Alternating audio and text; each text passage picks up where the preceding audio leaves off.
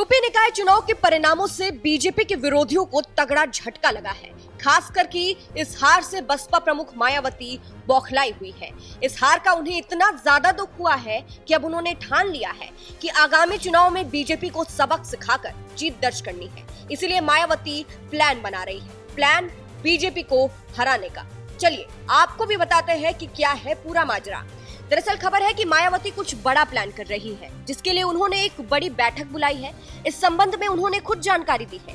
मायावती ने लगातार 2 ट्वीट किया है। पहले ट्वीट में उन्होंने लिखा, यूपी में सत्ताधारी पार्टी द्वारा जन विरोधी नीतियों आदि कमियों का चुनाव पर प्रभाव कम करने के लिए सरकारी मशीनरी का दुरुपयोग, इनका द्वेषपूर्ण दमनकारी व्यवहार एवं धर्म का राजनीतिक स्वार्थ के लिए इस्तेमाल अति गंभीर व अति चिंतनायक, जो लोकतंत्र के लिए घातक।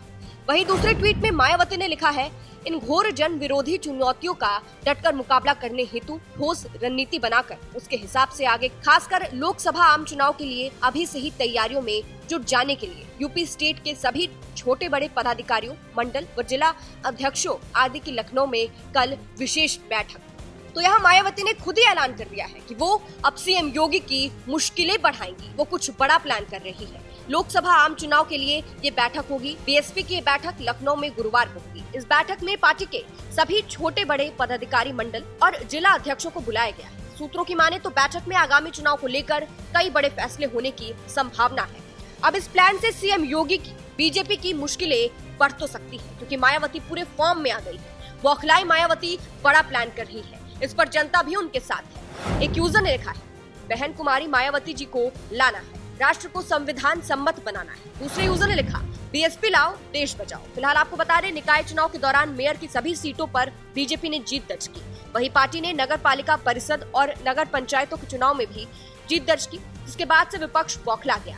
नतीजे आने के बाद भी मायावती ने चुनौती दी थी।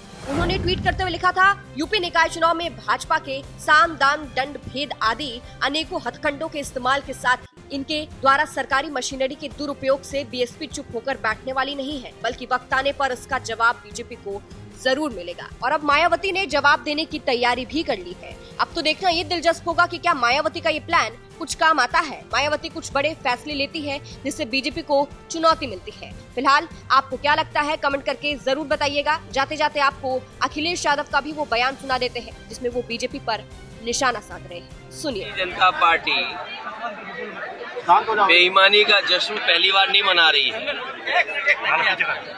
ब्लॉक प्रमुख के चुनाव रहे हों, जिला पंचायत के चुनाव रहे हों, विधान परिषद के चुनाव थे और पिछला विधानसभा का चुनाव और ये नगर निकाय के चुनाव, भारतीय जनता पार्टी ने सब सीमाएं लांघ दी और जो कुछ कर सकते हैं बेईमानी, ये जश्न भारतीय जनता पार्टी के लिए वो है जिसमें संदेश दे रहे हैं कि लोकतंत्र ऐसे ही खत्म किया जाता है।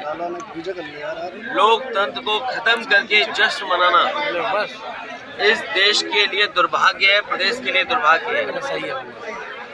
उदाहरण के लिए मैनपुरी, आप पत्रकार साथी वहीं के हैं और जितने भी साथी बैठे हैं वो करीब से चीजों को समझते हैं। एक भारतीय जनता पार्टी ने उदाहरण दिया है, पूरे देश में कहीं ऐसा नहीं हुआ होगा जिस तरह से मैनपुरी में मतगणना की गई है।